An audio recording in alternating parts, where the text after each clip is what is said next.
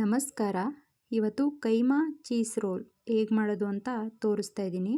ಮೊದಲು ಒಂದು ಬೌಲ್ಗೆ ಕೈಮಾ ಹಾಕ್ಕೊಳ್ಳಿ. ನಂತರ pepper powder, garam masala, chat masala, ಬೆಣ್ಣೆ, ಕೋರಿಯಂಡರ್ ಪೌಡರ್, ಜೀರಾ ಪೌಡರ್, ಕೊತ್ತಂಬರಿ ಸೊಪ್ಪು, ಶುಂಠಿ ಬೆಳ್ಳುಳ್ಳಿ ಪೇಸ್ಟ್, ಚಿಲ್ಲಿ ಪೌಡ್ರ್ ಹಾಕ್ಕೊಳ್ಳಿ. ಅದು ನಾನು ವಿಡಿಯೋ ಮಾಡಬೇಕಾದ್ರೆ ಮಿಸ್ ಆಗಿದೆ. ನಂತರ ರುಚಿಗೆ ತಕ್ಕಷ್ಟು ಉಪ್ಪು ಹಾಕ್ಕೊಂಡು ರುಬ್ಕೋಬೇಕು.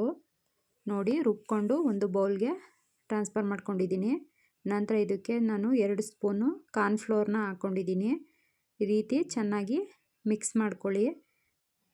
ನಂತರ ಕೈಗೆ ಸ್ವಲ್ಪ ಎಣ್ಣೆ ಹಚ್ಕೊಂಡು ಈ ರೀತಿ ಮೀಡಿಯಮ್ ಸೈಜು ಉಂಡೆಗಳನ್ನಾಗಿ ಮಾಡಿಕೊಂಡು ಕೈಯಲ್ಲೇ ಸ್ವಲ್ಪ ಈ ರೀತಿ ತಟ್ಕೊಂಡು ಅದಕ್ಕೆ ಚೀಸ್ ಹಾಕೋತಾ ಇದ್ದೀನಿ. ಚೀಸ್ ಹಾಕ್ಕೊಂಡು ಈ ರೀತಿ ರೋಲ್ ಮಾಡ್ಕೊಳ್ಳಿ.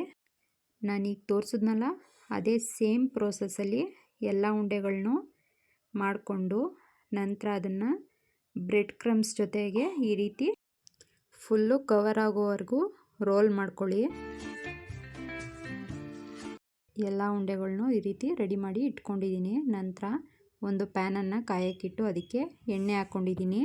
ಮೀಡಿಯಮ್ ಫ್ಲೇಮಲ್ಲೇ ಎಣ್ಣೆನ ಚೆನ್ನಾಗಿ ಕಾಯಿಸ್ಕೊಂಡು ಒಂದೊಂದೇ ಉಂಡೆಗಳನ್ನ ಈ ರೀತಿ ಹಾಕ್ಕೊಳ್ಳೋಣ.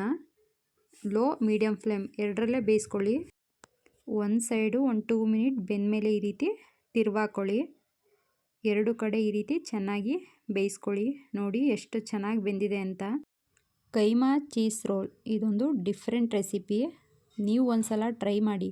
ಮಕ್ಕಳೆಲ್ಲ ತುಂಬ ಇಷ್ಟಪಟ್ಟು ತಿಂತಾರೆ. ನಮ್ಮನೇಲಂತೂ ಎಲ್ಲ ಇಷ್ಟಪಟ್ಟು ತಿಂದರು. ನಾನು ಮಾಡೋ ವಿಡಿಯೋಗಳೆಲ್ಲ ನಿಮಗೆ ಇಷ್ಟ ಆಗಿದ್ದರೆ ದಯವಿಟ್ಟು ಲೈಕ್ ಮಾಡಿ, ಶೇರ್ ಮಾಡಿ, ಕಮೆಂಟ್ ಮಾಡಿ. ಸಬ್ಸ್ಕ್ರೈಬ್ ಆಗೋದಂತೂ ಮರಿಬೇಡಿ. ಧನ್ಯವಾದಗಳು.